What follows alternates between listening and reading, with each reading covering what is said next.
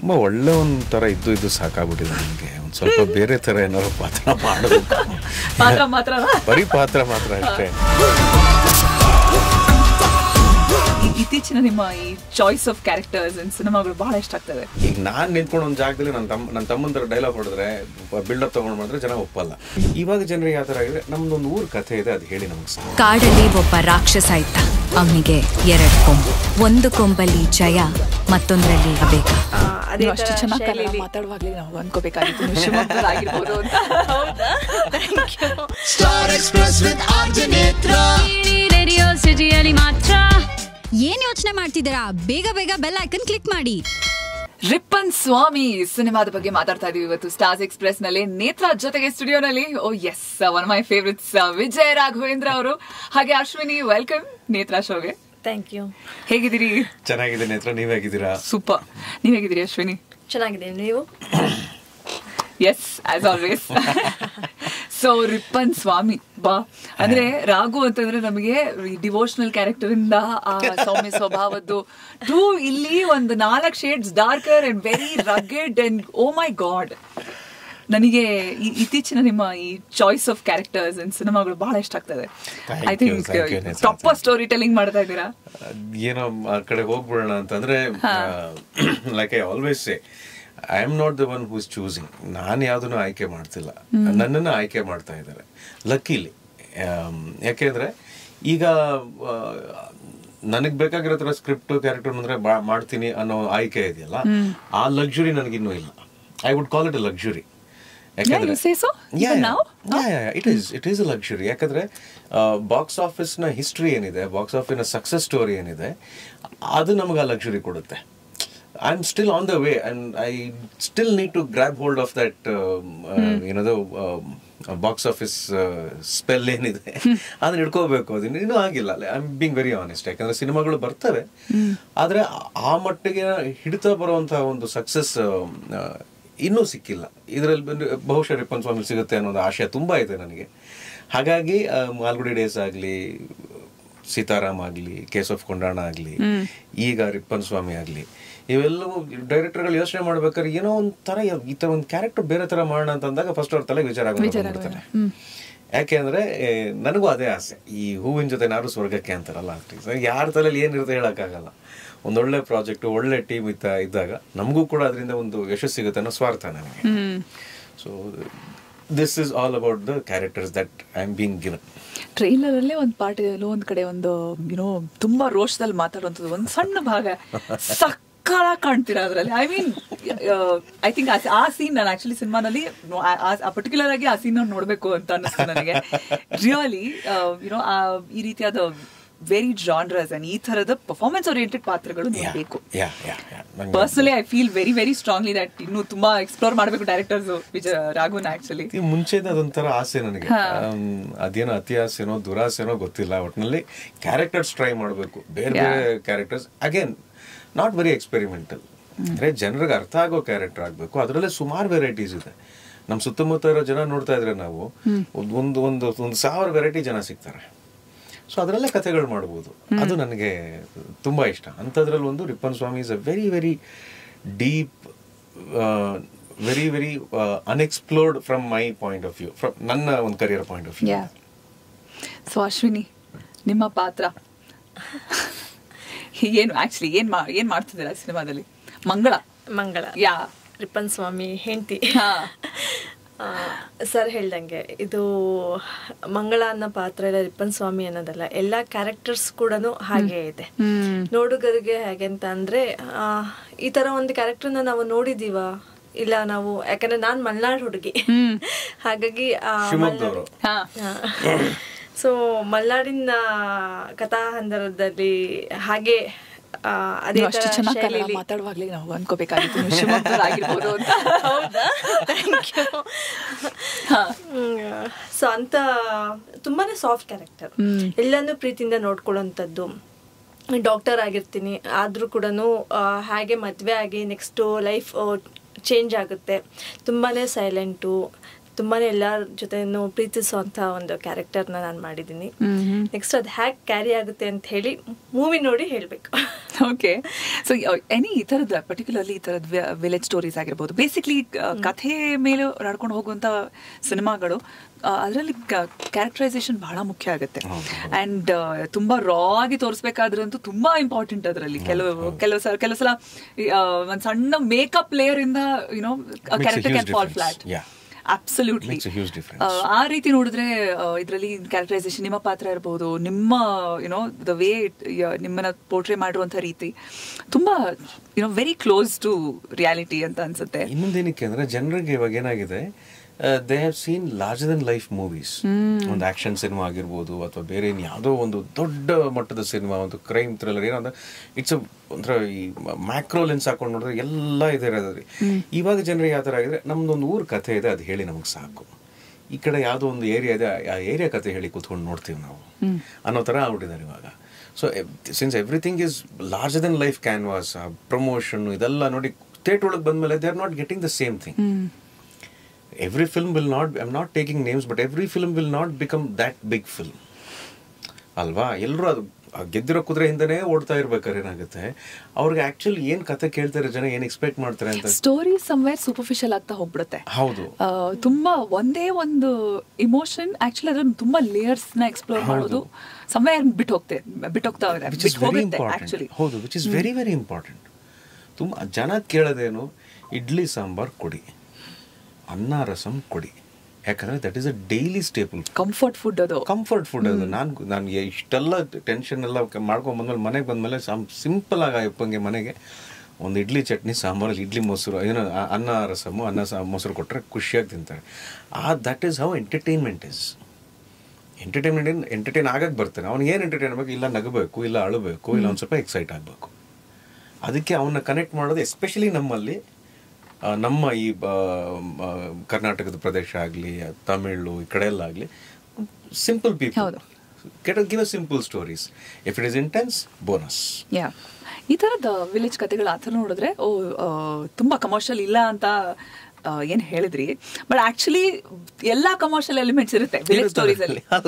ಇದರಲ್ಲೂ ಎಲ್ಲಾ commercial elements ಕಾಣ್ತಾ ಇದೆ ನಮಗೆ. Yet it is a very rooted regional story, right? So ಆ ತರ ನೋಡಿದ್ರೆ ಇತ್ತೀಚಿನ ನಮ್ಮ super hit cinema Su from So, that is such a huge inspiration, that is such a huge saviour for the industry ಅಂತ ಹೇಳೋದಕ್ಕೆ ಇಷ್ಟಪಡ್ತೀನಿ. ಅವ್ರು ಕಾನ್ಷಿಯಸ್ ಆಗೇ ಮಾಡಿರ್ಬೇಕು ಅದನ್ನ. ತುಂಬಾ ಕಷ್ಟಪಟ್ಟಿದ್ದಾರೆ ಆ ಸಿನಿಮಾ ಮಾಡೋದಕ್ಕೆ. ನೋಡೋದಕ್ಕೆ ಒಂದು ಮಂಗಳೂರು ಪ್ರದೇಶದಲ್ಲಿ ಒಂದು ಕಾಮಿಡಿ ಸಿನಿಮಾ, ಒಂದು ಮೂಢನಂಬಿಕೆ, ಅದು ಇದು ಅಂತ ಹೇಳ್ತೀವಿ. But keenly sitting and watching the movie, I see so much of hard work within that. I see so many dimensions to it. ಹೌದು, ತುಂಬ ಕಷ್ಟ ಇದೆ. ಹೌದು. ಸೊ ಈಗ ನಮ್ಮ ರಿಪ್ಪನ್ ಸ್ವಾಮಿಲೂ ಹೇಗೆ ಅಂದರೆ, ಒಂದು ಊರು, ಅಲ್ಲಿ ಒಬ್ರಿಗೊಬ್ರು ಸಂಬಂಧ ಇದೆ, ಅಲ್ಲಲ್ಲೇ ಏನೋ ನಡೀತಾ ಇದೆ, ಯಾಕೆ ಈ ಥರ ಅಂತ ಗೊತ್ತಾಗ್ತಿಲ್ಲ, ಇದ್ರ ಹಿಂದೆ ಏನೋ ಕಾರಣ ಇದೆ, ಕತೆ ನಿಧಾನಕ್ಕೆ ಅನ್ಫೋಲ್ಡ್ ಆಗ್ತಾ ಹೋಗುತ್ತೆ. ಅಲ್ಲಿ ಜನ, ಅಲ್ಲಿ ಪ್ರದೇಶ, ಅಲ್ಲಿ ಸೊಸೈಟಲ್ ಸೆಟಪ್ಪು, ಅಲ್ಲಿ ಸಣ್ಣ ಪುಟ್ಟ ಕಿರಿಕುಗಳು, ನಿಧಾನಕ್ಕೆ ಸುಮ್ಮನೆ ಅಂತ ನೋಡ್ಕೊಂತಾರೆ. ಒಂದು ಆ ಥರ ಕಾಮಿಡಿ ಅಂದ್ರೆ ಹೇಳುವಂತ ಕಾಮಿಡಿ ಏನಲ್ಲ. ನಾನು ಜೋಕ್ ಹೇಳ್ತೀನಿ ಅಂತ ಹೇಳಿ ಹೇಳಬಾರ್ದು, ನಾನು ಜೋಕ್ ಮಾಡ್ತಿದ್ದೀನಿ ಆ ಥರ ಇಲ್ಲ. ಎಲ್ಲ ಸಿಚುವೇಶನಲ್ ಆಗಿ ಜಸ್ಟ್ ಮ್ಯಾನರಿಸಮ್ಸ್ ಅಥವಾ ಆ ಸಿಚುವೇಶನಲ್ ಮಾತಲ್ಲೇ ಏನೋ ಒಂದು ನಗ್ಸೋದು. ಆಕ್ಚುಲಿ ಎಷ್ಟೋ ಸೀರಿಯಸ್ ವಿಚಾರಗಳು ನಡಿಬೇಕಾದ್ರೆ ಅಲ್ಲಿ ಅದ್ರಲ್ಲಿ ಅಂಡರ್ಲೈಂಗ್ ಒಂದು ಕಾಮಿಡಿ ಇರುತ್ತೆ, ಒಂದು ಹಾಸ್ಯ ಬರುತ್ತೆ. ಆ ಥರ ಒಂದು ಸ್ವಲ್ಪ ಇದೆ ನಮ್ಮ ರಿಪ್ಪನ್ ಸ್ವಾಮಿಲಿ.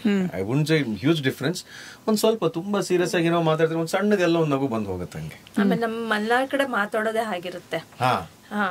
ಯಾಕಂದ್ರೆ ಈಗ ಏನಾದ್ರು ಒಂದು ಚಿಕ್ಕನ್ನ ನೇರವಾಗಿ ಹೇಳೋದಿಲ್ಲ, ಅದನ್ನ ಅದು ಇಂಡೈರೆಕ್ಟ್ ಆಗಿ ಅದನ್ನ ಅಡ್ರೆಸ್ ಮಾಡ್ತಾರೆ ಅಲ್ವಾ. ಸೊ ಆತರ ಕಾಮಿಡೀಸ್. ಆಮೇಲೆ ಅದ್ರಲ್ಲಿ ಹೆಣ್ಮಕ್ಳಿಗೆ ತುಂಬಾನೇ ಕನೆಕ್ಟ್ ಆಗುತ್ತೆ. ಯಾಕಂದ್ರೆ ನಮ್ಮಲ್ಲಿ ಎಸ್ಟೇಟ್ಗಳು ಸಾವಿರಾರು ಎಕರೆಗಳಿರುತ್ತೆ, ಅಲ್ಲಿ ಏನ್ ಒಳಗಡೆ ನಡೆಯುತ್ತೆ ಅನ್ನೋದು ಹೊರಗಡೆ ಪ್ರಪಂಚಕ್ಕೆ ಜೊತೆಲಿ ಇದ್ದವ್ರಿಗೆ ಕೂಡ ಗೊತ್ತಾಗಿರೋದಿಲ್ಲ. ಅಂಥದ್ದೊಂದು ನೈಜ ಕಥೆಗಳಾಗಿರ್ಬೋದು, ಇಲ್ಲ ಚಿಕ್ಕ ಚಿಕ್ಕ ಇನ್ಸಿಡೆಂಟ್ಗಳು ಏನಂತೀವಿ ನಾವು, ಅಂಥದ್ದನ್ನ ತುಂಬಾ ಚೆನ್ನಾಗಿ ನಮ್ಮ ಕಿಶೋರ್ ಸರ್ ಇದರಲ್ಲಿ ತೋರಿಸಿದ್ದಾರೆ. ಆಮೇಲೆ ಹೆಣ್ಮಕ್ಳಿಗೆ ಇವತ್ತಿನ ಸೊಸೈಟಿಲಿ ಲೈಕ್ ವುಮನ್ಸ್ನ ನಾನು ರೆಪ್ರೆಸೆಂಟ್ ಮಾಡ್ತಾ ಇದ್ದೀನಿ ಅಂತಲೇ ಹೇಳ್ಬೋದು. ಅಂದರೆ ಅದು ಅವರವರ ಭಾವಕ್ಕೆ ತಕ್ಕಂತೆ ಅದನ್ನು ಹೇಗೆ ತಗೊತಾರೆ ಅದ್ರ ಮೇಲೆ ಡಿಪೆಂಡ್ ಆಗುತ್ತೆ. ಬಟ್ ಎಷ್ಟು ಮಟ್ಟಿಗೆ ಧೈರ್ಯವಾಗಿ ಲೈಫನ್ನ ಎದುರಿಸ್ಬೋದು ನಾವು. ಒಂದು ಡಿಸಿಷನ್ಗೆ ಬಾರ್ದೆ. ಈಗ ಏನೋ ಒಂದು ಕಷ್ಟ ಅಥವಾ ಏನೋ ಒಂದು ಪ್ರಾಬ್ಲಮ್ ಆಗ್ತಿದೆ ಅಂತಿದ್ದಂಗೆ ಈಗ ಹೇಗಾಗಿದೆ ಅಂತಂದ್ರೆ ಎಲ್ಲರಿಗೂ ಇನ್ಸ್ಟೆಂಟ್ ರಿಸಲ್ಟ್ ಬೇಕಾಗಿದೆ. ಸೊ ಒಂದು ಏನು ಅಂತ ಅಂದ್ರೆ ಓಕೆ ಇಲ್ಲ ನನ್ಗಾಗದೇ ಇಲ್ಲ, ಸೊ ತಾಳ್ಮೆಯಿಂದ ಇದ್ರೆ ಏನೆಲ್ಲ ಆಗಬಹುದು, ಎಷ್ಟು ಮಟ್ಟಿಗೆ ಧೈರ್ಯವಾಗಿ ಹೆದರಿಸ್ಬೋದು ಅನ್ನೋದನ್ನ ನಮ್ಮ ಡೈರೆಕ್ಟರ್ ತುಂಬಾ ಚೆನ್ನಾಗಿ ತೋರಿಸ್ಕೊಟ್ಟಿದ್ದಾರೆ. ಸೊ ಈಗ ನಾವು ಆಲ್ರೆಡಿ ಶೋಸ್ ಮಾಡಿದೀವಿ, ಬೇಸ್ ಶೋಸ್, ಚೆನ್ನಾಗಿ ರೆಸ್ಪಾನ್ಸ್ ಬಂದಿದೆ. ಅಲ್ಲಿ ತುಂಬಾ ಒಳ್ಳೆ ಕಮೆಂಟ್ಸ್, ಎಸ್ಪೆಷಲಿ ಅಂದ್ರೆ ನಮಗೆ ಗೊತ್ತಿಲ್ಲ ರಿಪ್ಪನ್ ಸ್ವಾಮಿ ಈ ತರ ಕ್ಯಾರೆಕ್ಟರ್ ಮಾಡಿದ್ರೆ ಹಿಂಗೆ, ಬಟ್ ಆಚೆ ಬರ್ಬೇಕಾದ್ರೆ ದೇ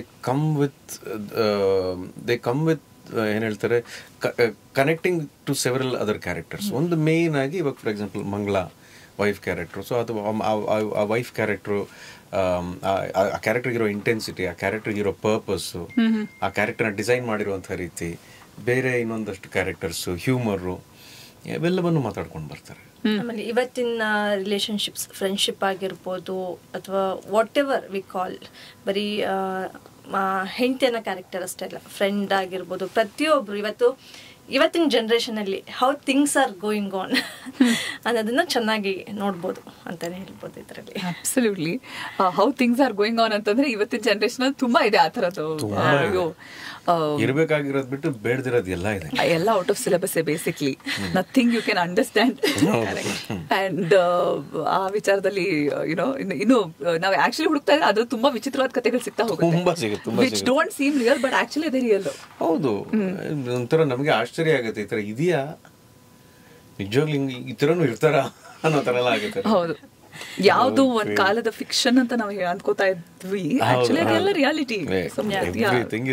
ಹೌದು, today what we C in front of our eyes ಅಲ್ಲ, ಅದ್ಯಾವುದು ನಿಜ ಆಗಿರೋದಿಲ್ಲ. So story will be different behind ಅನ್ನೋದೊಂದು ನೋಡ್ಬೋದು.